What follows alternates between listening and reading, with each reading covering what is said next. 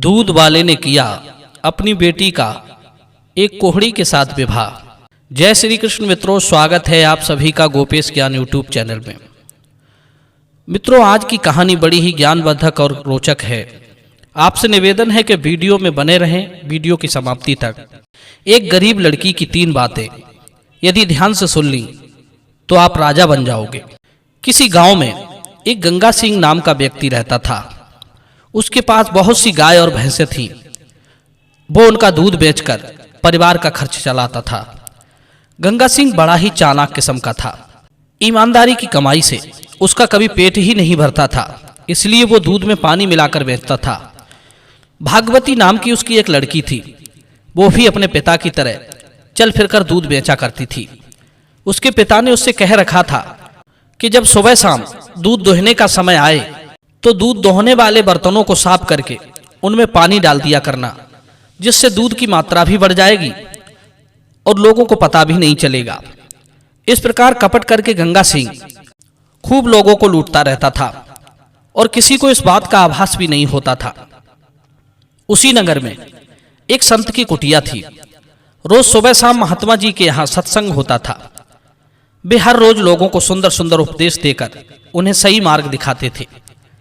महात्मा जी की कुटिया पर सत्संग सुनने वालों की भीड़ लगी रहती थी। उनकी कुटिया पर जो कोई एक बार सत्संग सुनने पहुंच जाता था, वो हमेशा हमेशा के लिए सतमार्ग पर चलने लगता था।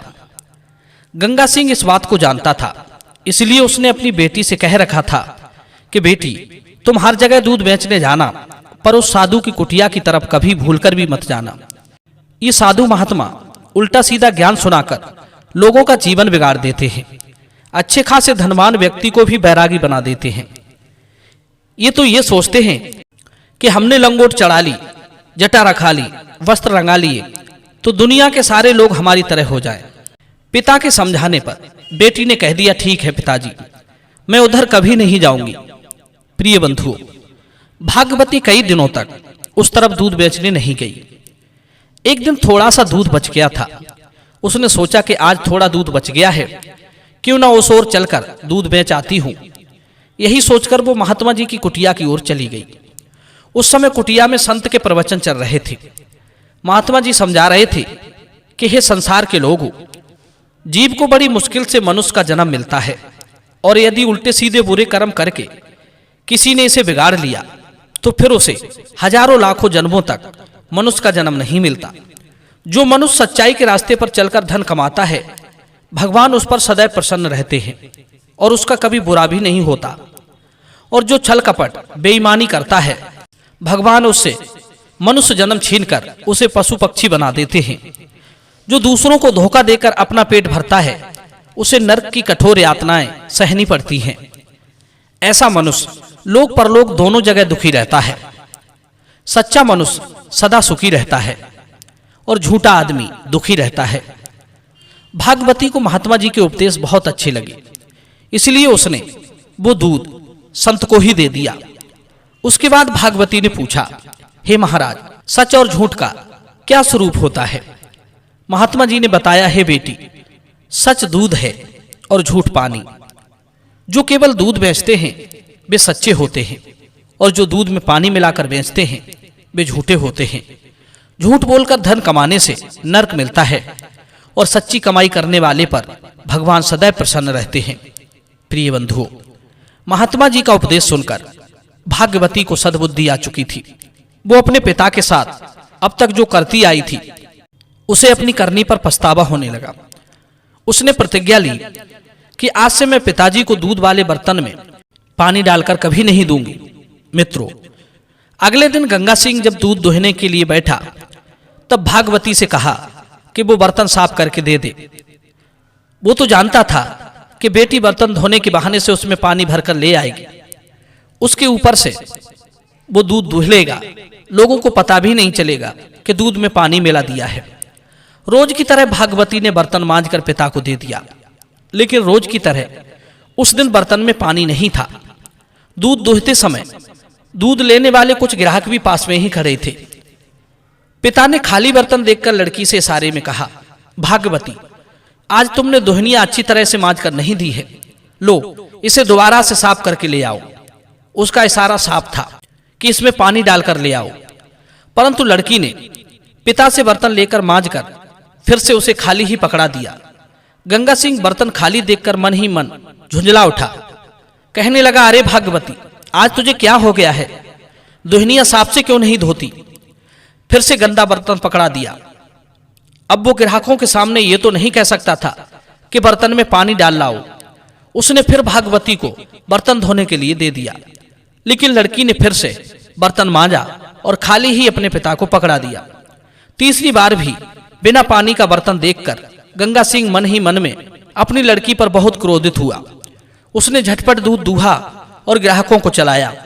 उसके बाद वो लड़की को डांटने लगा, अरे पागल लड़की, मैंने तुझसे मना किया था कि उस संत की कुटिया की ओर मत जाना। मुझे लगता है कि तू संत की कुटिया की तरफ गई है, इसलिए तू वहां से उल्टी पड़ाई पड़कर आ गई है। अब ये बताओ, यदि मैं दूध में पानी मिलाकर नहीं बेचूंगा तो तुम्हारे विवाह के लिए पैसे कहां से लाऊंगा? लड़की कहने लगी, पिताजी, अब मैं बर्तन में पानी डालकर कभी नहीं दूंगी, क्योंकि संत जी ने कहा है कि दूध में पानी मिलाकर बेचना पाप है, और जो लोग पैसों के लिए ऐसा करते हैं उनको नरक में जाना पड़ता है। अब तक मैं तुम्हारे कहने से बर्तन में पानी डालती रही, आप भी पाप करते रहे और मुझसे भी करवाते रहे। दूसरों को धोखा देना सबसे बड़ा पाप है। आज से आप भी गलत काम करना छोड़ दो। भगवान सच की कमाई से प्रसन्न होते हैं, और सच्चा सुख भी अपनी मेहनत की कमाई से ही मिलता है। पानी की कमाई पानी में ही चली जाती है। छल से, धोखा देकर, लूटकर, छीनकर अर्जित किया गया धन घोर अशांति लाने वाला होता है। उससे प्राणी सुखी नहीं रहता।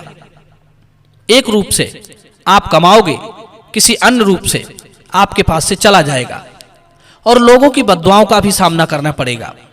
कहते हैं, मेहनत और ईमानदारी से कमाया गया धन ही फलता है। भागवती का उपदेश सुनकर गंगा सिंह और भी अधिक आग बबूला हो गया। कहने लगा, अरे दुष्ट लड़की, उस महात्मा ने एक ही दिन में तुझे बहुत कुछ सिखा दिया है, तू तो मुझे ही उपदेश देने लगी। तू ये क्यों भूल रही है कि तेरा भविष्य मेरे ही हाथ में है। मैं तेरा विवाह एक ऐसे व्यक्ति के साथ करूंगा जो लूला लंगड़ा हो, बदसूरत हो और कोहड़ी हो। फिर तुझे पता चलेगा कि तू कितनी ईमानदारी की कमाई खाएगी। जब तू दिन रात दुखी रहेगी और दर दर पर भीख मांगती फिरेगी, तब तुझे मेरी खूब याद आएगी। प्रिय बंधु, शाम का समय था। वहां का राजा सादा वेश में गलियों में घूम रहा था। संयोग से राजा उस दिन उसी गली से निकला। बाप और बेटी की बातें सुनकर राजा उनके घर के पास में खड़ा होकर उनकी बातें सुनने लगा। लड़की कह रही थी कि हे पिताजी, यदि तुम मेरा विवाह किसी लूले लंगड़े दीनहीन के साथ करोगे तो कर देना, पर मैं पाप कर्म में आपका साथ नहीं दूंगी। जो किस्मत में होगा वो मुझे भोगने को मिलेगा। यदि लूला लंगड़ा कोहड़ी पति मेरे भाग्य में लिखा होगा तो उसी को ही भगवान की कृपा समझूंगी। मैं किसी भय में आने वाली नहीं हूं। मैं अब सत्य पर चलकर ही अपना जीवन बिताऊंगी, चाहे मुझे कितने ही कष्ट क्यों ना उठाने पड़े। मित्रों, पिता और पुत्री की सारी बातें राजा ने सुन ली और वो चुपचाप अपने महल को लौट गया। लड़की के गुण भाव और विचारों से राजा बड़ा प्रभावित हुआ। सोचने लगा, यदि ऐसे विचारों की लड़की मेरी पत्नी बन जाए तो मैं धन्य हो जाऊंगा। मित्रों, अगले दिन राजा बेश बदलकर लूला लंगड़ा कोहड़ी बनकर नगर से बाहर एक तालाब के किनारे बैठ गया, जहां से वो गंगा सिंह सुबह सुबह दूध लेकर दूसरे गांव जाता था। प्रिय बंधुओं, सुबह सुबह जब गंगा सिंह दूध पहुंचाने के लिए उसी रास्ते से दूसरे गांव जा रहा था, अचानक एक कोहड़ी को देखकर वो बड़ा खुश हुआ।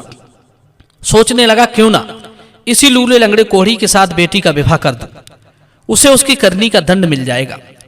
यही सोचकर वो उस कोहड़ी बेचदारी राजा को अपने घर बुला लाया और अपनी लड़की का विवाह उसके साथ कर दिया। सब लोग गंगा सिंह को बुरी तरह कोस रहे थे कि भगवान ऐसा पिता किसी को ना दे जो अपनी बेटी का विवाह एक अपंग कोहड़ी के साथ कर रहा है। उसने भागवती का विवाह करके उसे अपने घर से निकाल दिया। भागवती भी हंसी खुशी से उस कोहड़ी के साथ चली गई और सोचने लगी, यदि मेरे पिता ने जानबूझकर मेरा विवाह इस कोहड़ी से किया है तो आज यही मेरा पति है। यदि किस्मत में सुख लिखा होगा तो परमात्मा को ऊसर में भी महल बनाने पड़ेंगे। पर उसे नहीं मालूम था कि भगवान ने तो उसकी टेर बहुत पहले ही सुन ली है। वो अब उस राज्य की महारानी बन चुकी है। राजा उसे लेकर अपने महलों को चला गया। महलों में पहुंचकर राजा ने भागवती को सारी बात बताई कि वो यहाँ का राजा है। तुमसे विवाह करने के लिए ही मैंने कोड़ी का वेश बनाया था। मैंने उस दिन तुम्हारी और तुम्हारे पिता की सारी बातें छुपकर सुनी थी। तभी मैंने निश्चय कर लिया था कि मैं तुमसे ही विवाह करूंगा। मैं ये जानता था कि यदि मैं राजा बनकर तुम्हारे पिता के पास तुम्हारा हाथ मांगने जाऊंगा तो वो मेरे साथ तुम्हारा विवाह नहीं करेगा। यह सुनकर कि वो अब एक राज्य की रानी बन गई है, भागवती की खुशी का कोई ठिकाना नहीं रहा। वो समझ चुकी थी कि सच्चाई के रास्ते पर चलने वाले का कभी बुरा नहीं होता। कुछ दिन के बाद राजा ने अपने सिपाही भेजकर गंगा सिंह को अपने दरबार में बुलवाया। गंगा सिंह ने सोचा, पता नहीं मुझसे कौन सी भूल बन गई है, जरूर राजा मुझे दंडित करेगा। वो डरता हुआ राजा के दरबार में पहुंचा। दरबार में पहुंचकर उसने देखा कि उसकी बेटी स्वयं राजा के बराबर में महारानी बनी बैठी है। अपनी बेटी को राजा की पत्नी के रूप में देखकर वो चकित रह गया। सोचने लगा, ये कैसे हो गया? मैंने तो अपनी बेटी का विवाह एक कोढ़ी के साथ किया था, ये तो राजा के पास बैठी है। तब राजा ने बताया, हे ससुर जी, वो कोढ़ी मैं ही था। तुम्हारी बेटी से विवाह करने के लिए ही मुझे ईश्वर ने कोढ़ी बनाकर तालाब के किनारे भेजा था। प्रिय बंधुओं, आज गंगा सिंह को सच्चाई की ताकत का पता चल चुका था। वो अपने व्यवहार पर बार बार शर्मिंदा था। उसके मन में संत के प्रति जो घृणा थी वो सब खत्म हो गई थी। उसने अपनी बेटी से बार बार क्षमा याचना की। मित्रों, उसके मन में उसी दिन से संत के प्रति श्रद्धा उत्पन्न हो गई और वो उसी दिन से सब कुछ छोड़ छाड़ कर महात्मा जी का चेला बनकर कुटिया पर रहने लगा और उनसे क्षमा मांगी। कहते हैं मित्रों, सच्चे संत का सत्संग पाकर पापी से पापी मनुष्य भी तर जाते हैं, अज्ञानी भी ज्ञानी बन जाते हैं, दुष्ट स्वभाव के लोग भी साधु बन जाते हैं। प्रिय बंधुओं, यदि ये कहानी आपको अच्छी लगी हो तो वीडियो को लाइक करना, शेयर करना और चैनल को सब्सक्राइब करना। मिलते हैं अगली वीडियो में नई ज्ञान चर्चा के साथ। आप सभी का बहुत बहुत धन्यवाद। जय श्री कृष्ण।